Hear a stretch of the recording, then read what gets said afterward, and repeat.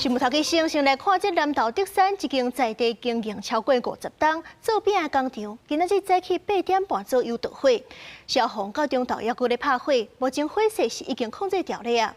這間食品工廠上界出名的產品就是冬筍餅、蚵仔餅，還佫有番薯餅。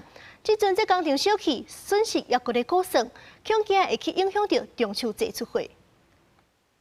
救援的時候發現，因廠內囤積蠻多重油及可燃物品，隨即由指揮官再調派第2大隊、第3大隊所有人車前往支援。那火勢現場複雜，在指揮官的調度指揮之下，目前已經獲得火勢初步的控制。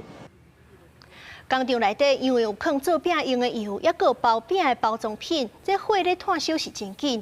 消防隊也趕緊派人來鬥拍火。根據了解，這間工廠上界出名的產品就是冬筍餅，這幾檔是日本觀光客真喜意，攏會專工來買。另外，還佫這蚵仔餅甲番薯餅，攏是台灣的古早味。這陣工廠燒起，生產受到影響。